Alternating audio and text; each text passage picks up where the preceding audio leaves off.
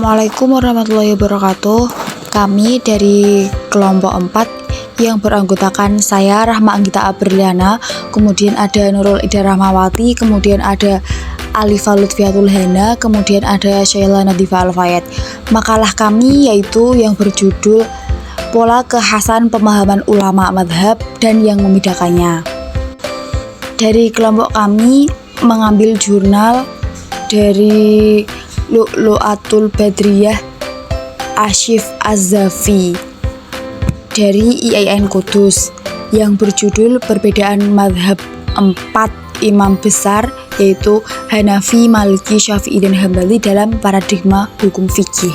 Dalam 4 madhab Imam Besar Hanafi, Maliki, Syafi'i, dan Hambali dalam paradigma hukum fikih.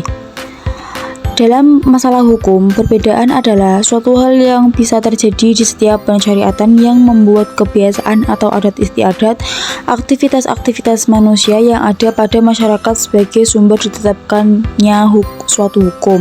Di samping itu, pemikiran-pemikiran, pendapat-pendapat sebagai dasar pijakan dari suatu pertimbangan manusia. Ini terjadi karena pekerjaan bermacam-macam, kebiasaan manusia berbeda-beda dan beragam pendapatnya sesuai dengan fitrah mereka yang diciptakan Allah Subhanahu wa taala. Apabila menggunakan dasar pemikiran yang berbeda, pasti hasilnya juga akan berbeda. Oleh karena itu, semua syariat yang bersifat positif menjadi sebuah objek dari perbedaan dan menyebabkan adanya perdebatan karena hal tersebut termasuk perbuatan dari pemikiran manusia untuk mencapai maslahat yang diinginkan. Menjadi sebuah fenomena yang munculnya berbagai mazhab di bidang ilmu fikih yang membuktikan bahwa keterbukaan keilmuan Islam di zaman tersebut sehingga setiap fuqaha mampu dan berhak untuk mengemukakan pendapatnya yang berbeda dengan para fuqaha yang lain, meskipun itu adalah gurunya sendiri. Seperti halnya Imam Syafi'i yang menjadi salah satu murid terbaik Imam Maliki. Beliau mengemukakan argumen yang berbeda dengan Imam Maliki, yang pada akhirnya kedua pendapat tersebut memunculkan dua mazhab yang berbeda-beda. Para imam mazhab yang populer di kalangan umat Islam yaitu Hanifah, Maliki, Syafi'i, dan Hambali. Pada saat sekarang umat Islam tidak dapat lepas dari bermazhab, karena bermazhab menjadikan hukum Islam dan stabil dan tidak berubah tanpa adanya ketentuan yang pasti. Selanjutnya, dalam bermazhab hendaknya memiliki mazhab yang muktabar dan terkenal di antara mazhab 4, yaitu Imam Hambali, Imam Syafi'i, Imam Maliki, dan Imam Hanafi. Hukum dasar yang dijadikan untuk bermazhab yaitu qiyas, hadis, Al-Quran, dan ijma'. Dasar-dasar mazhab Imam 4 dalam menentukan hukum fikih adalah sebagai berikut. 1. Mazhab Hanafi dengan berdasarkan kitabullah, as-sunnah, fatwa-fatwa para sahabat Nabi, qiyas, ihtisan, kebiasaan. 2. Mazhab Maliki yang berdasarkan pada kitabullah, as-sunnah, ijma', qiyas, atau masalihul mursalah. Yang ketiga yaitu mazhab Syafi'i, menentukan hukum dengan berdasarkan Al-Quran, sunnah Rasulullah, ijma', qiyas, i'tidal. Yang keempat, mazhab Hambali, yaitu dengan berdasarkan nas kitabullah dan hadis sahih, fatwa-fatwa sahabat-sahabat Rasulullah, pendapat sahabat, hadis dhaif, dan mursal, qiyas. Yang pertama yaitu biografi 4 imam mazhab. Yang pertama yaitu biografi Imam Hanafi. Imam Hanafi mempunyai nama lengkap Imam Abu Hanifah Al-Nu'man Tsabit Ibnu Zuto Al-Taimi atau sering disebut juga dengan Abu Hanifah. Beliau merupakan keturunan dari Persia pada tahun 80 Hijriah atau 699 Masehi. Beliau dilahirkan di kota Kufah dan meninggal pada tahun 150 Hijriah atau 767 Masehi di kota Baghdad. Saat Imam Hanafi dilahirkan, Islam di bawah kekuasaan Bani Umayyah yang dipimpin oleh Abdul Malik bin Marwan, raja kelima Bani Umayyah. Di zaman Umayyah, Imam Hanafi hidup selama 52 tahun dan di zaman Abbasiyah hidup selama 18 tahun. Beliau telah melakukan ibadah haji sebanyak 55 kali dalam hidupnya. Ayahnya berasal dari bangsa Persia dan sebelum Imam Hanafi dilahirkan, ayahnya pindah ke Kufah. Atas anjuran Al-Sya'bi, Abu Hanifah menjadi seorang pedagang pada awalnya. Setelah itu, beliau berganti menjadi seorang pengembang ilmu. Beliau merupakan generasi ketiga setelah Rasulullah SAW. Pada waktu itu, guru-guru beliau adalah seorang ulama tabi'in, di antaranya Imam Rabi'ah bin Abdurrahman, Imam Qatadah, Imam Salamah bin Kuhail, Imam Nafi' Maulana Ibnu Umar, Imam Atha bin Abi Robah, Imam Hamad bin Abu Sulaiman. Beliau adalah orang ahli fikih yang paling masyhur pada masa itu. Imam Hanafi berguru kepadanya dalam tempo kurang lebih 18 tahun lamanya. Amir bin Syahril Al-Sya'bi, Ibrahim Al-Nakhai, Ali bin Abi Thalib, Abdullah bin Mas'ud, dan masih banyak lagi ulama-ulama besar lainnya.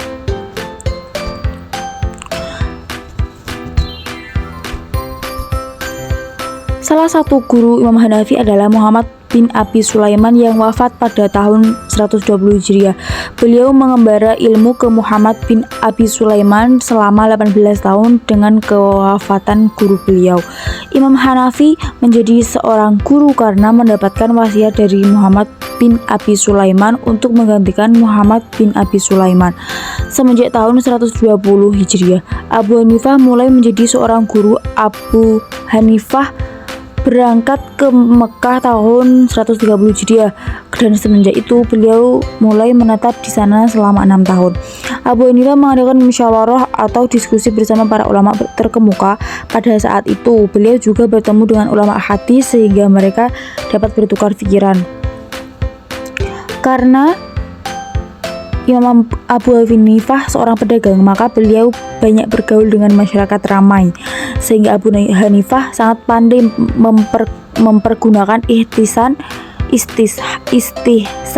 yang dipakai di saat tak dapat digunakannya qiyas dan urf. Beliau langsung menghubungi masyarakat dan mempelajari muamalah mereka. Seorang ahli fikih yang cukup besar dan memiliki pengaruh yang luas dalam pemikiran hukum-hukum Islam. Sebagaimana cerita dari Muhammad Abu Zahroh bahwa Imam Hanafi adalah seorang ahli fikih dan ulama yang lebih sering menggunakan ra'yu atau lebih cenderung rasional dalam pemikiran ijtihadnya. Kecenderungan rasionalis dalam fikihnya Imam Abu Hanifah banyak dipengaruhi sosiokultural dan kebudayaan yang berkembang di Irak, karena pada waktu itu Irak sebagai kota tempat berkembangnya cabang-cabang ilmu, sehingga banyak diskusi-diskusi keilmuan yang dilakukan oleh para ulama.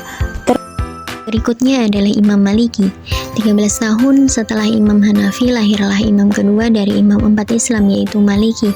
Abu Abdullah Malik ibnu Anas ibnu Malik ibnu Abi Amir ibnu Amir bin Haris bin Ghaiman bin Qutail bin Amr bin Haris al-Asbahi al-Humairi adalah nama lengkap Imam Maliki yang dilahirkan di kota Madinah tahun 93 Hijriah, yang merupakan keturunan bangsa Himyar, jajahan negara Yaman.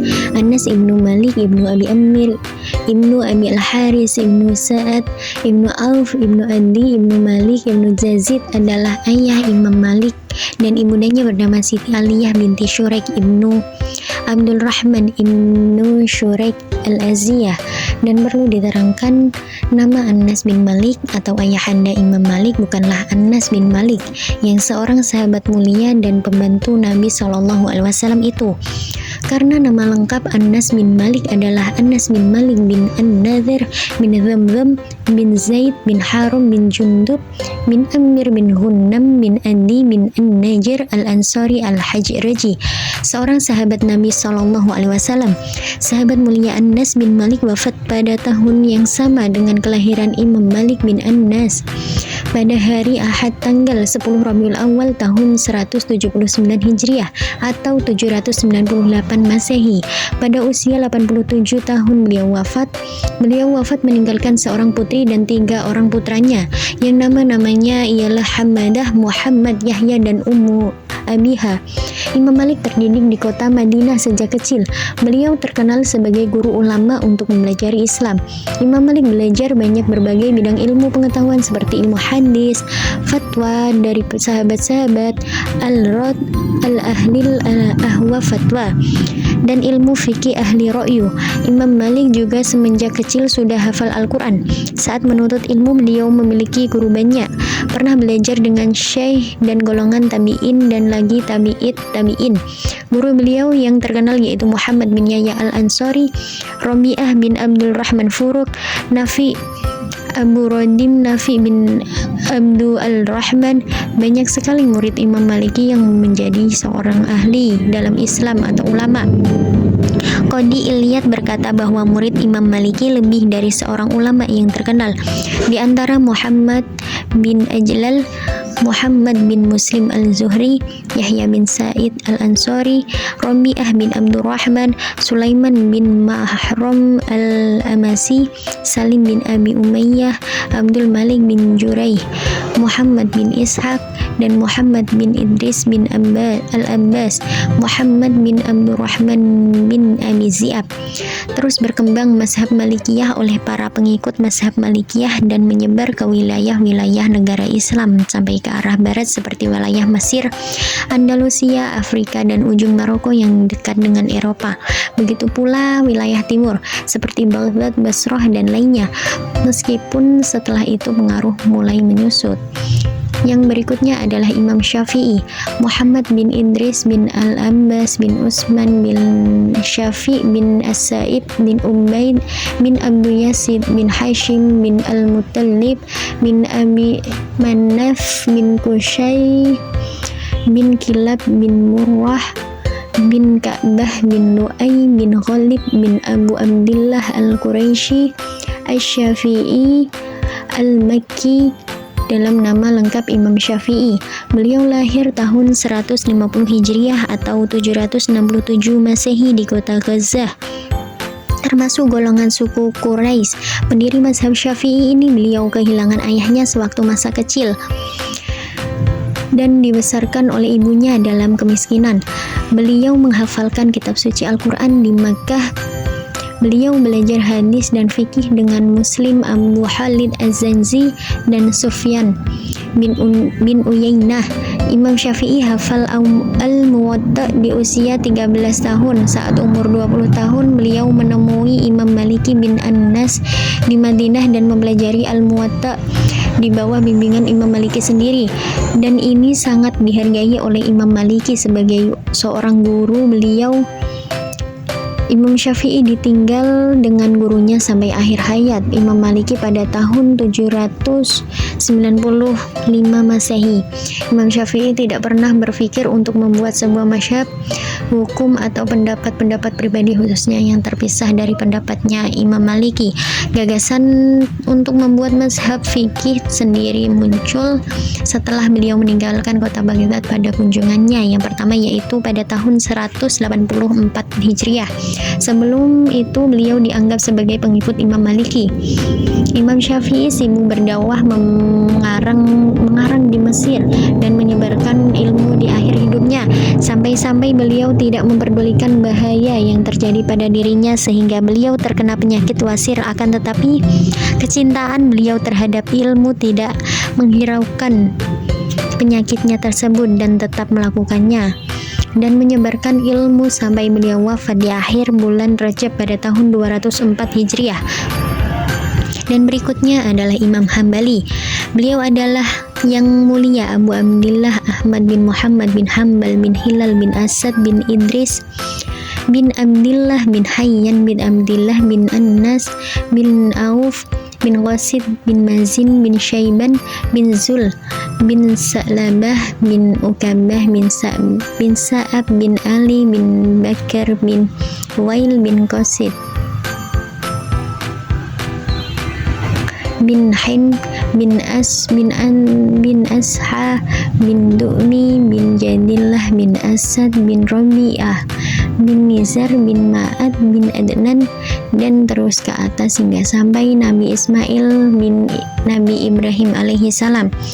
Imam Ahmad bin Hanbal lahir di kota Baghdad, ibu kota pemerintah Bani Abbasiyah ketika itu, di bulan Rabiul Akhir pada tahun 164 Hijriah atau 780 Masehi, yaitu di zaman pemerintah Khalifah Muhammad Al-Mahdi. Dan di kota Baghdad inilah Imam Ahmad lahir, tumbuh dan berkembang hingga beliau wafat. Mulai dari kecil, Imam Ahmad sudah dikenal sebagai seorang yang sangat mencintai ilmu. Beliau belajar ilmu-ilmu keislaman dengan ulama yang ada di Baghdad seperti Al-Quran, bahasa Arab, Al-Hadis, dan sebagainya. Kemauan untuk mencari ilmu dan menghimpun hadis membuat beliau untuk mengembara mencari ilmu ke pusat-pusat ilmu Islam seperti di Hijaz, Basrah, Makkah, Yaman, dan Kufah. Sampai-sampai beliau pergi ke Basrah dan Hijaz sebanyak 5 kali. Beliau berjumpa dengan beberapa ulama besar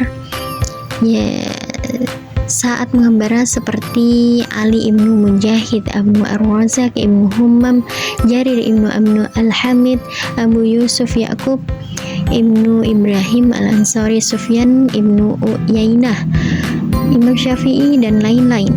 Saat bertemu dengan Imam Syafi'i, beliau bisa mempelajari usul fikih, nasih dan mansuh, dan kesahihan hadis. Imam Ahmad adalah seorang yang mahir di berbagai bidang keilmuan seperti ilmu tasawuf, kalam atau teologi, tafsir, fikih, dan hadis. Dari keseluruhan keilmuan yang dipelajari beliau, ilmu fikih dan hadis yang lebih menonjol dikuasai. Oleh karena itu, beliau mendapatkan julukan muhaddis atau ahli hadis, dan sebagai seorang faqih atau fikih dalam bidang fikih yang bisa kita jadikan dasar mazhab, Imam Ahmad tidak menuliskan sebuah kitabnya karena keseluruhan pendapatnya Imam Ahmad ditulis oleh Abu Bakar Al-Halal melalui murid-murid Imam Ahmad yang telah menerima pendapat Imam Ahmad secara langsung. Abu Bakar Al-Halal yang dapat dilihat sebagai pengumpul fikih mazhab Hambali ini dari penukilnya. Yang berikutnya yaitu sebab perbedaan imam mazhab dalam menentukan hukum fikih. Perkembangan hukum Islam dalam sejarahnya yang berkaitan dengan penetapan hukum, banyak pendapat yang berbeda pada kalangan para sahabat Nabi saat beliau masih hidup. Dengan mengembalikannya ke Nabi Muhammad SAW, masalah-masalah yang ada dan perbedaan pendapat dapat dipertemukan. Akan tetapi setelah wafatnya beliau sering timbul perbedaan pendapat di kalangan sahabat dalam penetapan suatu hukum masalah tertentu. Dalam buku Mahmud Ismail Muhammad Mish'al, yaitu Atsar al-Khilaf al-Fiqhi fi al-Qawaid al-Mukhtalifiyah, yang menjelaskan bahwa terdapat 4 penyebab terjadinya perbedaan di kalangan ahli fikih. 1. Dalam penggunaan kaidah usuliyah dan penggunaan sumber istinbat yang berbeda. 2. Pada aspek kebahasaan dalam pemahaman nas merupakan suatu perbedaan yang mencolok. 3. Ijtihad yang berbeda mengenai ilmu hadis. Dan yang keempat, perbedaan dalam metode kompromi hadis, al-jam'u, dan penarikan dengan cara zahir yang maknanya bertentangan. Perbedaan pendapat dalam fikih dapat terjadi karena 8 sebab menurut pendapat Mustafa Sa'id Al-Hind, yaitu 1. Berbeda pada qiraah ayat. 2. Tidak menemukan hadis. 3. Ragu mengenai kekuatan hadis. 4. Dalam pemahaman nas dan tafsir yang berbeda. 6. Homonim atau ishtirak pada lafadznya. 6. Adanya perbedaan dalil. 7. Tidak ditemukannya nas pada suatu masalah. Dan 8. Terdapat perbedaan pada kaidah usuliyah. Sebab-sebab khusus perbedaan imam mazhab mengenai sunnah Rasul antara lain: 1. Penerimaan hadis yang berbeda. 2. Berbeda dalam penilaian periwayatan hadis. 3. Berbeda tentang kedudukan kepribadian Rasulullah. Bertentangannya atau perbedaan itu tidak samanya penilaian hukum pada suatu objek. Saat penilaian ini dihubungkan dengan konteks mazhab suatu hukum Islam, artinya bertentangannya suatu penilaian terhadap hukum pada suatu objek oleh tiap-tiap ulama mazhab. Fikih tidak lepas dari sumbernya dan menjadi hasil ijtihad para ulama, yaitu Al-Quran dan Sunnah Rasul. Secara otomatis akan terdapat berbagai macam hasil dari ijtihad tersebut. Terlihatnya jati diri para ulama dalam menghadapi fenomena yang ada dengan sifat toleran, suportif, dan dapat konsisten dalam memegang firman Allah saat terjadi perselisihan. 3. Penetapan hukum fikih. Hukum fikih atau hukum Islam tidak hanya dilihat dari Hukum fikih atau hukum Islam tidak hanya dilihat untuk mengukur kebenaran ortodoksi, tapi juga harus bisa diartikan sebagai alat untuk membaca kenyataan sosial yang ada. Selanjutnya, untuk digunakan dalam mengambil keputusan, tindakan, dan sikap tertentu atas realitas sosial yang ada. Hingga menjadi hukum fikih mempunyai 2 standar. Pertama, dijadikan alat ukur kenyataan sosial dengan pemikiran syariat yang berakhir dengan hukum haram atau halal, tidak boleh, dan boleh. Berikut adalah beberapa hukum fikih. Yang pertama, hukum toharoh atau bersuci. Suci atau bersih adalah pengertian toharoh menurut bahasa. Pengertian istilah adalah bersih dari najis, kotoran, dan hadas.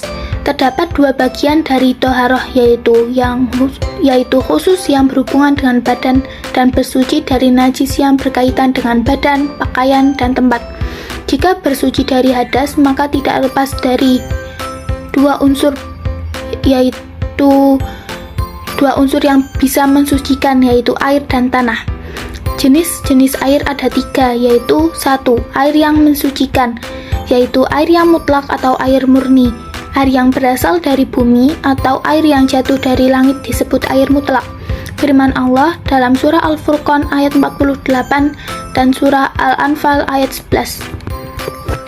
Surah Al-Furqan ayat 48 yang berbunyi, Bismillahirrahmanirrahim. Wa huwallazi arsala riyaha yushram baina yaday rahmatih wa anzalna minas samaa'i ma'an tahura. Artinya, dan dialah yang meniupkan angin sebagai pembawa kabar gembira sebelum kedatangan rahmatnya hujan, dan kami turunkan dari langit yang sangat bersih. Darah haid ialah darah yang keluar dari farji wanita pada kondisi sehat, tidak dikarenakan robeknya selaput darah atau dikarenakan melahirkan. Darah haid yang keluar bagi seorang perempuan merupakan sebuah fitrah atau bawaan yang dianugerahkan dari Allah kepada seorang wanita. Adapun pendapat dari beberapa imam dan para ulama tentang darah haid. Imam Maliki berpendapat seorang wanita pada usia 9-13 tahun yang sudah mengeluarkan darah lebih baik ditanyakan seseorang yang lebih berpengalaman dan lebih dewasa mengenai darah telah dikeluarkan. Selain itu, mazhab ini juga berpendapat wanita yang berusia 13-50 tahun yang mengeluarkan darah tersebut pasti darah haid. Apabila di usia 70 tahun wanita tersebut masih mengeluarkan darah, maka darah tersebut pasti bukan darah haid melainkan darah istihadah atau penyakit. Sama halnya dengan wanita yang berusia di bawah 9 tahun yang sudah mengeluarkan darah tersebut tidak termasuk darah haid, tetapi darah penyakit. Madhab Hanafi berkata, jika seorang wanita yang berusia 9 tahun mengeluarkan darah, maka darah tersebut dinamakan darah haid. Dan bagi seorang yang telah mengeluarkan darah haid, dihukumi tidak boleh puasa dan sholat pada saat haid. Ulama madhab ini menambahkan seorang perempuan berusia lebih dari 55 tahun yang masih mengeluarkan darah, maka darah tersebut disebut darah haid. Madhab Hanafi berpendapat bisa datang kapan saja masa haid tersebut. Tidak ada batasan mengeluarkan darah haid bagi seorang wanita. Selama hidupnya, wanita tetap bisa mengeluarkan darah haid, meskipun biasanya pada usia 62 tahun haid akan berhenti.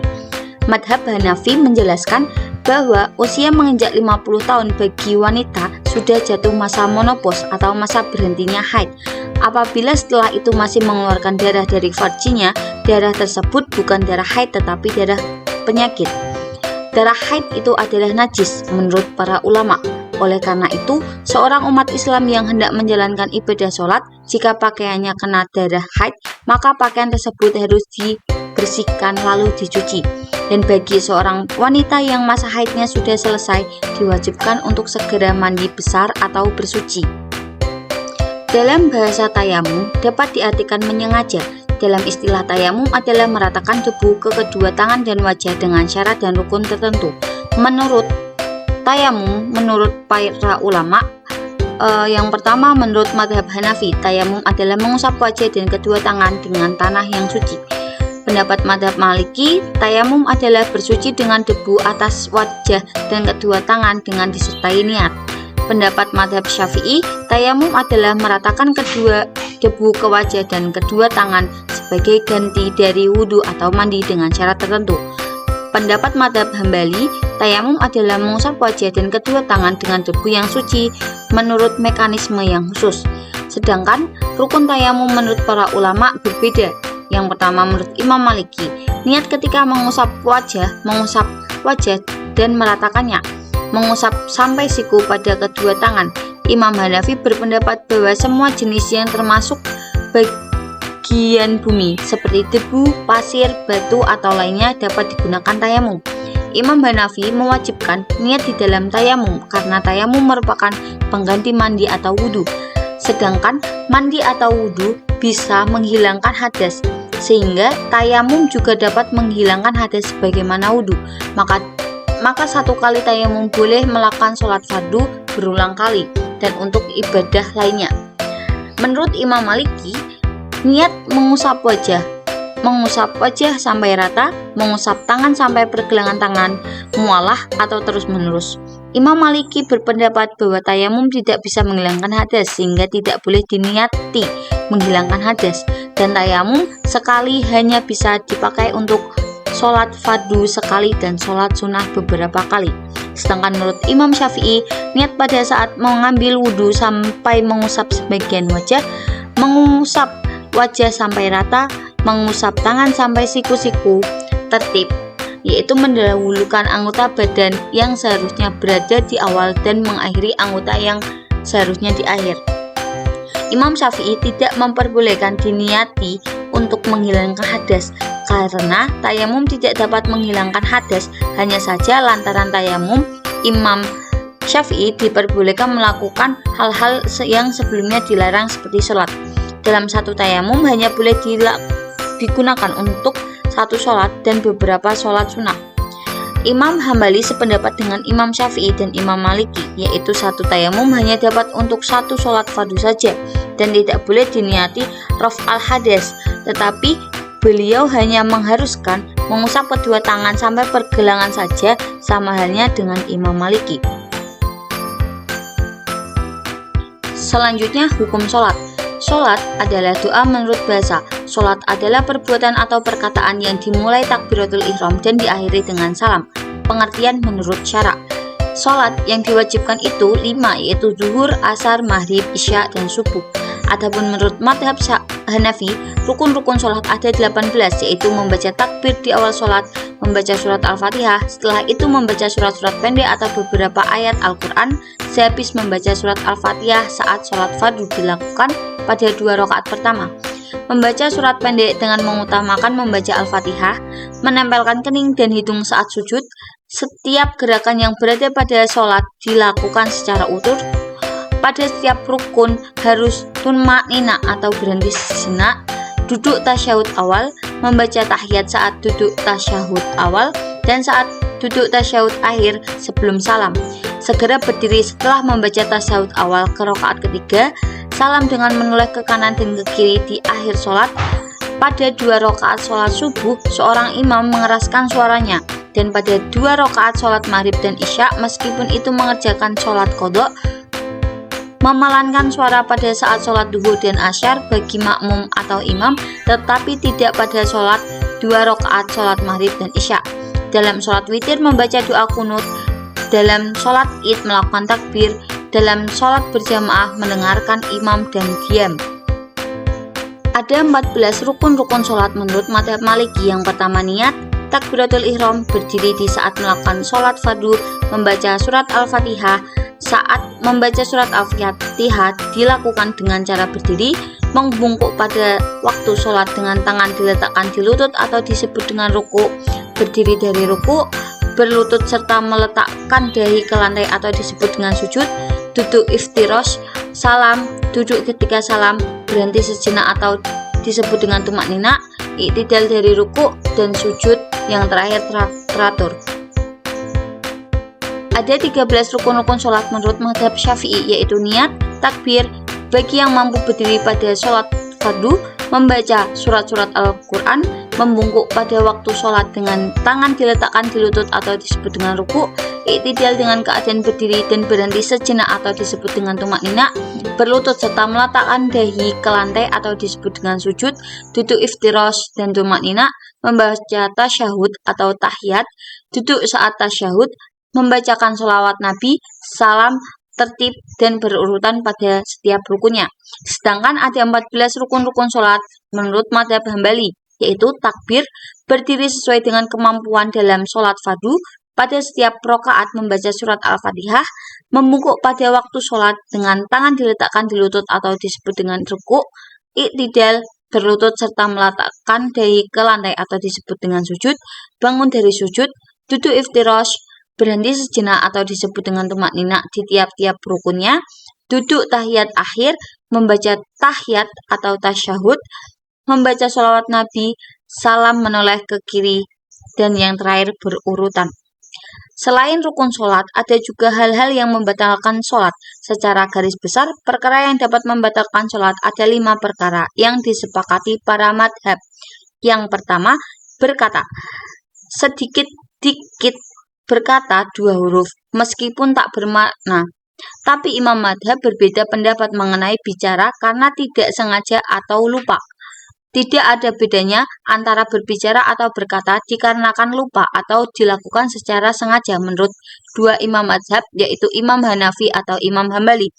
Menurut Hanafi dan Hambali, semuanya tetap menjadikannya batalnya sholat. Sedangkan pendapat Imam Syafi'i dan Imam Maliki, perkataan jika hanya sedikit, baik karena lupa atau disengaja, tidak membatalkan sholat. Yang kedua, semua perbuatan atau tindakan yang dapat mengubah atau menghilangkan bentuk sholat. Seluruh madhab menyepakati poin ini. Yang ketiga, minum dan makan. Semua madhab setuju bahwa minum dan makan dapat membatalkan sholat. Namun beberapa madhab berpendapat berbeda mengenai kadar dari makanan atau minuman sehingga dapat menyebabkan batalnya sholat. Mazhab Hanafi berpendapat kegiatan minum dan makan meskipun sedikit atau banyak, tidak sengaja atau sengaja, semuanya tetap dapat menjadikan batalnya sholat, walaupun hanya sedikit roti atau sedikit air. Sedangkan mazhab Syafi'i berpendapat setiap minuman atau makanan yang telah sampai ke rongkongan perutnya seseorang yang sedang sholat meskipun sedikit atau banyak bisa menjadikan batalnya sholat jika dilakukan secara sengaja atau seseorang itu telah tahu hukumnya. Jika ia tidak sengaja dan tidak mengetahui hukumnya, maka tidak membatalkan sholatnya jika yang ditelan hanya sedikit. Tetapi apabila banyak, hal tersebut dapat membatalkan sholat. Sedangkan pendapat Imam Hambali dapat membatalkan sholat apabila minum dan makan banyak, meskipun tidak secara kebetulan ataupun secara kebetulan. Lain halnya apabila sedikit, jika dilakukan dengan tidak sengaja, tidak secara kebetulan, maka sholatnya batal. Tapi jika dilakukan secara kebetulan, tidak batal sholatnya. Yang keempat, apabila hadas datang, baik hadas kecil atau hadas besar. Semua madhab sepakat kecuali madhab Hanafi. Jika datang hadas kecuali sebelum salam atau ketika tasyahud, tidak membatalkan sholat. Yang terakhir, tertawa yang berlebihan. Semua madhab ini sepakat kecuali Imam Hanafi. Simpulan dari artikel ini yaitu perbedaan madhab yang terjadi dari keempat imam, yaitu Imam Hanafi, Maliki, Syafi'i, Hambali, terjadi karena perbedaan latar belakang, zaman, riwayat hidup, atau biografi dari masing-masing madhab. Mereka memiliki sifat kecintaan terhadap ilmu pengetahuan, membela terhadap kitab, dan sunnah, mempunyai keberanian dalam menegakkan kebenaran. Sebab-sebab terjadinya perbedaan di kalangan fuqaha, yaitu adanya perbedaan atau pertentangan dalam menggunakan kaidah atau inti pokok usuliyah dan dalam menggunakan sumber istinbat lainnya. Dalam memahami suatu nas dari aspek kebahasaan terdapat perbedaan yang mencolok. Dalam ilmu hadis terdapat perbedaan di istihadnya, al-jam'u atau metode kompromi hadis dan al-tarjih atau mentarjihnya. Terdapat perbedaan dan pertentangan maknanya secara zahir. Dalam menetapkan hukum fikih, terdapat banyak perbedaan pendapat menurut imam empat ini. Semua menetapkan hukum bersuci, hukum sholat, baik dalam hal macam-macam air, cara berwudu, rukun wudu, suatu perkara atau sebab-sebab yang dapat membatalkan wudu, rukun sholat, dan perkara atau sebab-sebab yang membatalkan sholat. Oleh karena itu, adanya perbedaan mazhab memberikan pemahaman yang lebih bagi kita tentang hukum-hukum fikih yang ada dan dapat dijadikan dasar hukum dalam kehidupan sehari-hari. Demikianlah pembahasan seputar perbedaan mazhab dan paradigma hukum fikih.